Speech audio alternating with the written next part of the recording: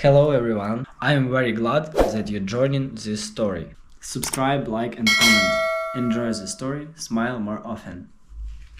I should have known something was off when my brother, Ryan, called me at 2 in the morning, voice shaking, asking for money like his life depended on it. The thing about Ryan was that he had always been the type to land himself in messes he couldn't clean up, but this time, something in his voice made me think it was different. Maybe it was the way he rushed his words, barely able to get them out between frantic breaths, or maybe it was the fact that he never called me unless he wanted something. I was groggy, barely processing what he was saying, but when he told me he needed $2,000 immediately, my stomach twisted into a knot.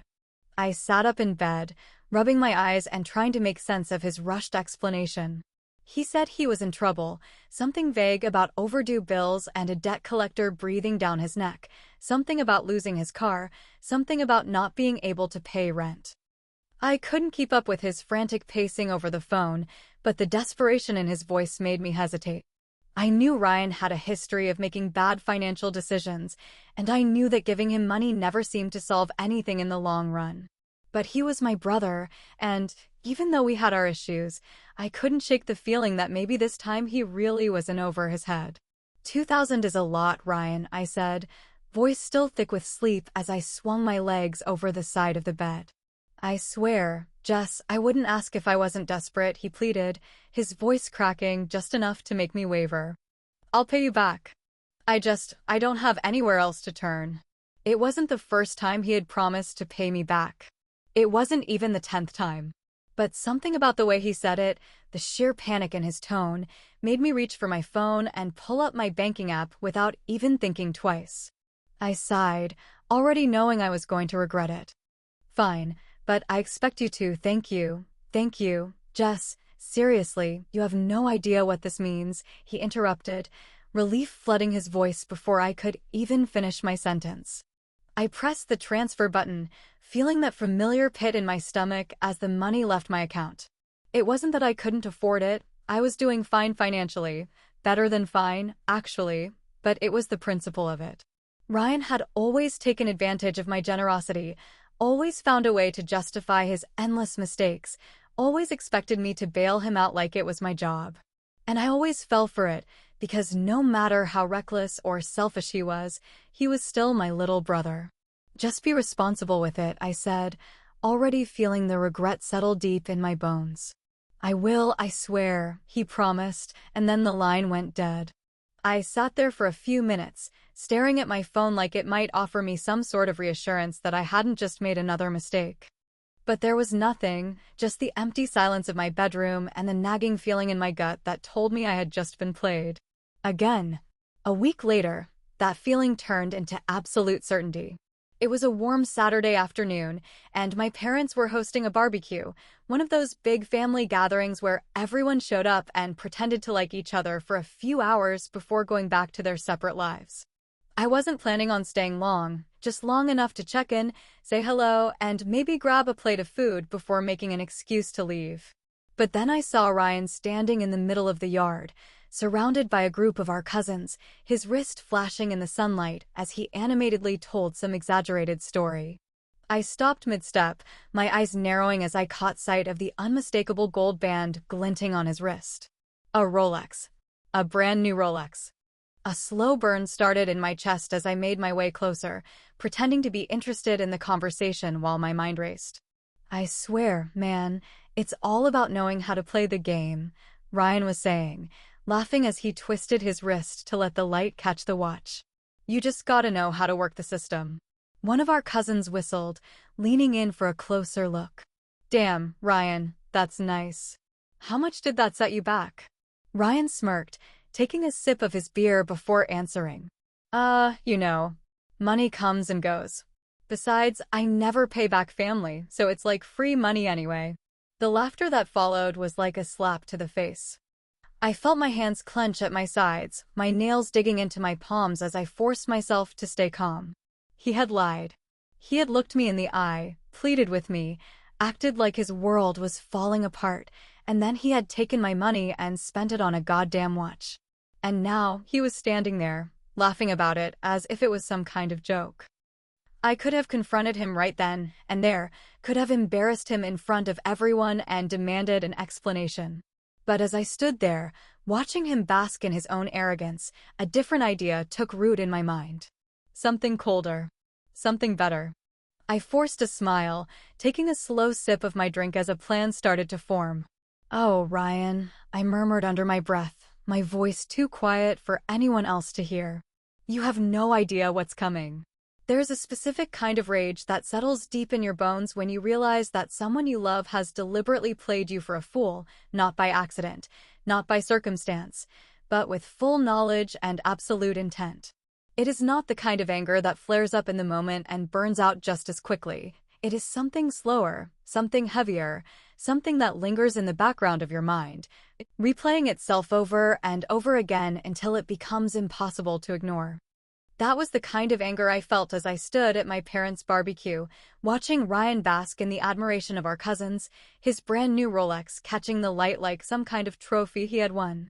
For the rest of that afternoon, I went through the motions, smiling when expected, nodding at conversations I wasn't really listening to, all while that rage sat like a stone in my stomach. I could hear my mother's voice in the distance, laughing as she scolded Ryan for something minor, some harmless joke or teasing remark, the kind of thing that only made her love for him more obvious. It had always been that way. Ever since we were kids, Ryan could do no wrong, and if he did, it was never his fault. He was the golden child, the one everyone found charming, the one who could get away with anything simply by flashing that easy grin of his and shrugging it off like it didn't matter. Later that evening, after most of the guests had left and the house had fallen into a comfortable hum of quiet conversation, I found myself alone with my mother in the kitchen. She was drying dishes while I stood by the counter, still holding the same drink I had been nursing for the last hour, my thoughts circling in an endless loop around what I had seen. The words were already forming in my mind, my anger bubbling up to the surface, but before I could even say them, she turned to me with that knowing look in her eyes, the one that always made me feel like I was 10 years old again. "Jessica, I know that face," she said, setting the dish towel down with a sigh. "What is it?"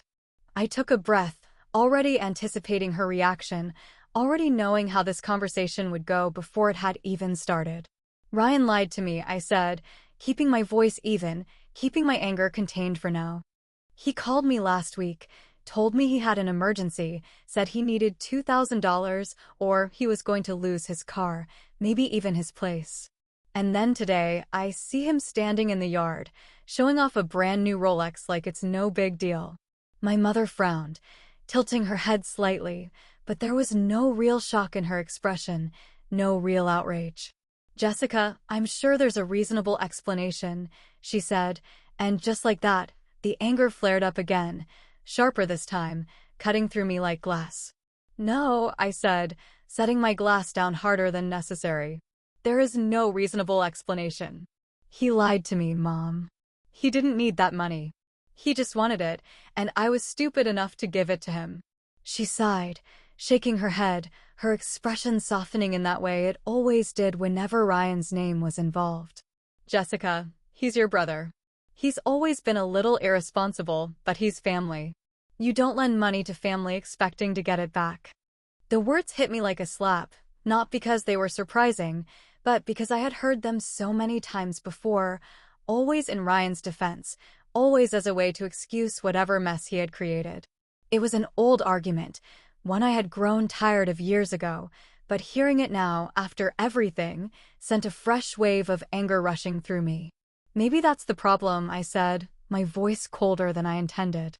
"Maybe he keeps doing this because he knows no one will ever hold him accountable." She sighed again, shaking her head as she picked up another dish. "Jessica, just let it go. It's not worth the fight." I could have argued. I could have stood there and listed every single time Ryan had pulled the same stunt, every single time I had bailed him out, every single time he had laughed it off like it was nothing. But instead, I swallowed my anger and forced a tight smile, nodding as if I was conceding, as if I was willing to let it go. But I wasn't. Not this time. The thing about Ryan was that he had always relied on people like my mother, people who would make excuses for him, who would soften the edges of his selfishness and turn it into something forgivable. But I was not my mother, and I had finally reached the point where I was done playing the fool. For the next few days, I let my anger settle, let it transform into something quieter, something more useful. I didn't confront Ryan, didn't send him angry texts or demand an explanation. Instead, I started planting the seeds. I casually asked him about his upcoming birthday, pretending to be excited, pretending I had something special planned. I made sure to bring it up in front of our family, dropping little hints about a surprise I had in store for him, something unforgettable.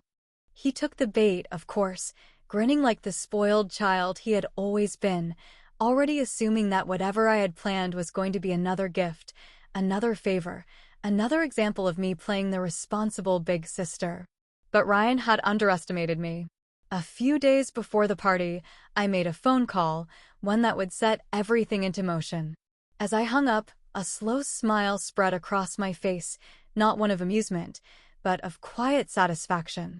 Ryan had made one mistake too many, and for the first time in his life, he was finally going to learn what it felt like to be on the receiving end of a lesson he wouldn't forget.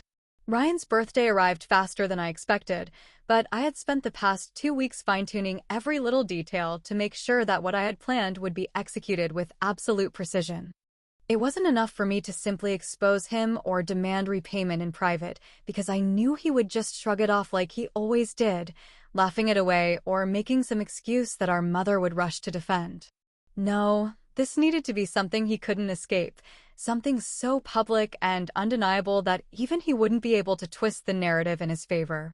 I wanted him to feel what it was like to be embarrassed, to be called out, to be forced to face the reality of who he was and how he treated the people who actually cared about him. The party was bigger than I expected, with over 50 guests packed into the rented venue, drinking, laughing, and celebrating as if Ryan was some kind of king instead of the lying, manipulative man-child I knew him to be.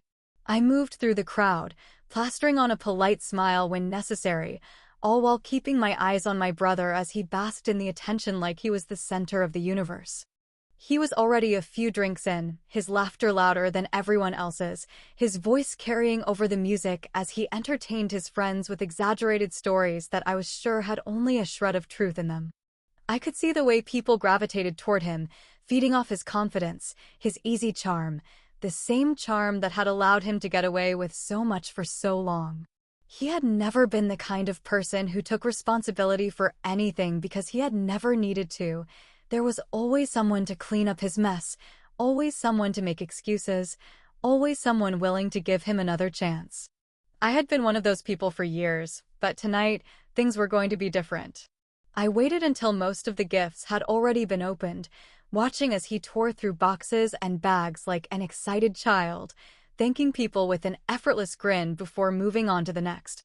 There were expensive bottles of whiskey, designer clothes, a new set of golf clubs, and even a sleek leather wallet that looked like it probably cost more than most people's rent. Each new gift only added to his ego, making him more smug, more unbearable, and by the time I finally stepped forward with my own package in hand, I could see that he had already assumed it would be something just as extravagant. He grinned as I held out the neatly wrapped box, the weight of it feeling so much heavier than it should have, not because of what was inside, but because of what it represented. "Jess, you shouldn't have," he said, his voice dripping with fake gratitude, though I could already tell he was expecting something expensive, something that would reaffirm his belief that I would always take care of him no matter what. I forced a smile, tilting my head slightly as I met his eyes. "Oh, I had to," I said, keeping my voice light, almost playful. "But you have to open it in front of everyone." There was a brief flicker of confusion on his face, just a flash of hesitation before he quickly shook it off, chuckling as he reached for the box. "Damn, now I'm curious," he said, playing it up for the crowd as he ripped off the wrapping paper with exaggerated enthusiasm.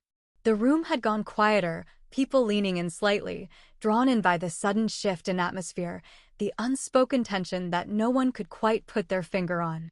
The second the lid came off, I saw it, the way his entire expression changed in an instant, the way the color drained from his face as his body stiffened like someone had just dumped a bucket of ice water over him.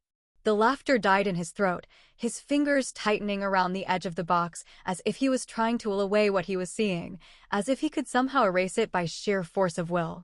For the first time in a long time, Ryan was completely, utterly speechless. Ryan's fingers tightened around the edges of the box, his knuckles turning white as his eyes darted over the contents like he was trying to make sense of what he was looking at. The laughter that had been so loud just moments before had vanished, replaced by a suffocating silence that spread through the room like a slow-moving wave, pressing down on everyone, thick with tension. I could hear the faint clinking of glasses from the other side of the venue, the distant murmur of conversations that had nothing to do with what was unfolding here, but in this moment, right in the center of the party, all eyes were locked on Ryan. I watched as his Adam's apple bobbed in his throat, his expression shifting through a series of rapid, almost comical changes, first confusion, then disbelief, then something dangerously close to panic.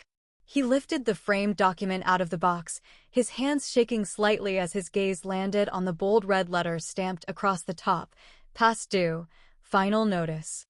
Beneath it, in crisp black ink, was the exact amount I had sent him just a few weeks ago, listed out in detail, complete with the date of transfer, my name as the lender, and his name as the recipient. But that wasn't the worst part. Taped beside the invoice, in perfect, humiliating clarity, was a printed screenshot of his own words, the same words I had overheard at the barbecue, the same words that had sealed his fate before he even knew what was coming. You just gotta know how to work the system. I never pay back family, so it's like free money anyway.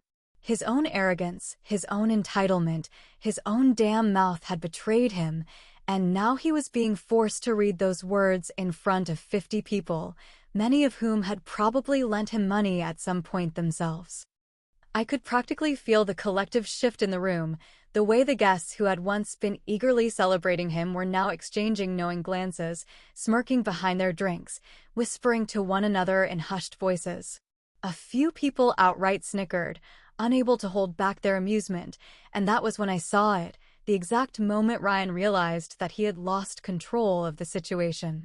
His head snapped up, his eyes wild as they darted around the room, searching for some kind of escape, some kind of explanation that would make all of this go away. But there was no way out, not this time, not when everyone had seen the truth laid out so plainly in front of them. He let out a short, breathless laugh, the kind of laugh that wasn't really a laugh at all, just a desperate attempt to pretend this wasn't happening. "All right, very funny," he said, forcing a grin that didn't reach his eyes. "Jess, come on, you really went through all this trouble just for a joke?" I took a slow sip of my wine, letting the silence stretch just long enough to make him sweat before finally answering. "Oh, but Ryan," I said, tilting my head slightly, my voice dripping with mock innocence. "It's just a joke. You know, like the one you made about never paying back family." The snickers grew louder. Someone in the back let out a low whistle. My cousin Eric, who had probably lent Ryan money more times than he cared to admit, outright chuckled into his drink, shaking his head with obvious satisfaction. Ryan's forced grin twitched, his face growing redder by the second as he slammed the box shut and shoved it onto the nearest table. "This is bullshit," he muttered under his breath, but it wasn't quiet enough. Someone laughed again. And then, like clockwork, my mother swooped in, her expression one of pure horror as she stepped between us like she was breaking up a schoolyard fight. "Jessica," she gasped, her hand flying to her chest as if she had just witnessed a public execution. "That's not appropriate. This is his birthday, for God's sake." I raised an eyebrow, taking another slow sip of my wine before setting the glass down with deliberate ease. "You're right, Mom," I said, my voice calm, measured, controlled in a way that only made the moment more excruciating for Ryan. "It's totally inappropriate for me to expect my own brother to pay back money he begged for under false pretenses. My mistake." Ryan exploded. "Oh, for fuck's sake, Jessica, are you seriously doing this right now?" His voice was sharp, defensive, but there was a crack in it, an edge of desperation that only made his humiliation more obvious. It was a goddamn joke, okay? Jesus Christ, you're so uptight. Always acting like you're better than everyone just because you have money. I didn't even blink. It wasn't a joke when you begged for that money in the middle of the night, I said, my voice cutting through his like a blade. It wasn't a joke when you swore up and down that you needed it to keep your life from falling apart. And it sure as hell wasn't a joke when you took that money and spent it on a Rolex instead of doing the responsible thing for once in your life. The air in the room had shifted completely now, thick with the weight of the moment, with the undeniable truth that had just been laid bare for everyone to see. My mother was still sputtering, my father looked deeply uncomfortable, and Ryan looked like he was seconds away from either throwing a punch or running out the door. And then, finally, he snapped. Fuck this, he spat, shoving past a group of guests as he stormed toward the exit. You're a fucking bitch, Jessica, you know that? This is why nobody fucking likes you. His words hit the air like a grenade, loud, angry, desperate. But instead of being met with outrage or agreement, all he got in return was silence. No one defended him. No one rushed to his side. Instead, all he had left was the weight of his own humiliation pressing down on him as he shoved open the door and disappeared into the night. I exhaled slowly, the tension in my shoulders finally easing as I picked up my wine again, taking another long sip as I turned back to face the stunned crowd. Well, I said, arching an eyebrow as I reached for a nearby plate of appetizers. At least the cake's still good. A few people laughed. A few more shook their heads in amused disbelief. And just like that, the party atmosphere began to shift again, but this time, Ryan was no longer the center of it. But I wasn't done. Not yet. It took exactly 1 week for Ryan to finally call me, and I wasn't the least bit surprised when his number flashed across my screen because I had been expecting this moment from the second he stormed out of his own birthday party. I let the phone ring a few times, staring at his name, debating whether or not I even wanted to give him the satisfaction of a response, but eventually, I sighed, took a slow sip of my coffee, and answered with a deliberately casual tone. Jessica, he snapped before I could even say hello, his voice sharp, dripping with barely restrained fury, the kind that only comes from someone who has spent the past several days stewing in their own humiliation. What the fuck is wrong with you? Do you have any idea how much shit you caused me with that little stunt? I leaned back in my chair, swirling my coffee absent-mindedly as I let the silence stretch just long enough to make him sweat. Oh, I don't know, I finally said, feigning boredom. I'd say about $2,000 worth of shit, give or take. His breath came out in a sharp exhale, the kind of exasperated sound that told me he was pacing, probably running a frustrated hand through his hair, probably trying to figure out how to spin this in a way that made him the victim. You embarrassed me in front of the entire fucking family, he seethed, his words barely controlled, his anger practically vibrating through the phone. You made me look like some kind of scam artist, Jess, and now everyone's acting weird around me. Even Mom's pissed at you for pulling that crap. I scoffed at that, rolling my eyes as I leaned forward, my free hand tapping against the table. Oh, please, Ryan. Don't pretend like Mom's mad because she actually gives a damn about what you did, I said, my voice sharper now, less amused, more cutting. She's mad because you stormed out like a child and made a scene. She's mad because now she has to deal with the fact that everyone knows exactly what kind of person you are, and she can't cover for you like she always does. He let out a humorless laugh, one of those bitter, frustrated sounds that people make when they know they've lost, but still refuse to admit it. Whatever, he muttered, but then he took a breath, probably trying to reel himself in, probably trying to shift gears into the manipulation he had relied on for so many years. Look, Jess, I get it, all right? You wanted to prove a point, and congratulations, you did. You embarrassed me, you made your little speech, and now everyone thinks you're some kind of hero for calling me out. But enough is enough. I think you owe me an apology. I blinked, staring at my phone for a moment, almost convinced I had misheard him because the sheer audacity of that statement was almost impressive. I owe you an apology? I repeated slowly, letting the words roll off my tongue as I tried to decide whether to laugh or hang up on him entirely. Ryan, are you actually insane, or are you just that delusional? You crossed a line, he shot back, his voice rising slightly, his anger bubbling just beneath the surface again. That was low, even for you, and I think it's only fair that you make this right. I took another slow sip of my coffee, savoring the moment, because this was the part one had been waiting for, the part where he thought he still had control, the part where he believed he could somehow guilt me into undoing what had already been done. Sure, Ryan, I finally said, keeping my tone light, almost amused. I'll apologize. Just as soon as you pay me back. Silence. A long, dragging silence that stretched between us like a canyon, deep and unmovable, filled with the weight of every single time he had taken advantage of me, every single time he had lied, every single time he had gotten away with it. Then, finally, he laughed. But it wasn't a real laugh, not the kind that meant amusement or relief. It was bitter, sharp, edged with something like disbelief. Yeah, right, he scoffed. Not happening. Then I guess we don't have anything left to talk about, I said smoothly, already moving to end the call. Wait, he snapped, but it was too late. I hung up. And then, the next morning, I made sure he woke up to something far worse than an unanswered call. Because as soon as I knew he was awake, I sent him a link, a simple, straightforward URL that led to a public online listing, one that just so happened to feature his brand new, barely worn, very expensive Rolex. The same Rolex he had so proudly flashed around at the barbecue, the same one he had bought with the money he swore he needed for rent and bills, the same one he thought he had complete control over. And the seller? Me. The second I hit send, my phone exploded with an incoming call, Ryan's number flashing furiously across the screen, but I didn't answer. I didn't need to. I already knew exactly what he was going to say, exactly how he was going to demand an explanation, exactly how he was going to threaten and curse and insist that this wasn't possible. But it was possible, and it was happening, and the best part? He had done this to himself.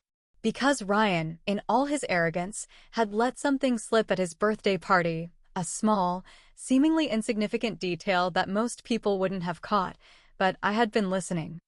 I had been waiting. And when he drunkenly bragged to one of his friends about how he had bought the watch under Mom's name so he could get better financing, a little spark of satisfaction had ignited in my chest.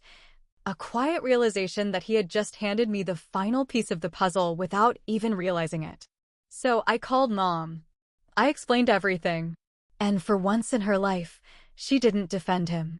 Instead, she agreed to return the watch, sign the necessary paperwork, and let me handle the rest. And as I sat back, watching the listing gain views, watching my phone vibrate endlessly with Ryan's desperate attempts to reach me, I simply smiled and sent him one final text. Looks like you just made your first payment. Maybe he would learn from this. Maybe he wouldn't. But either way, for the first time in years, I didn't care. Because no matter what happened next, I knew one thing for sure. I had finally won.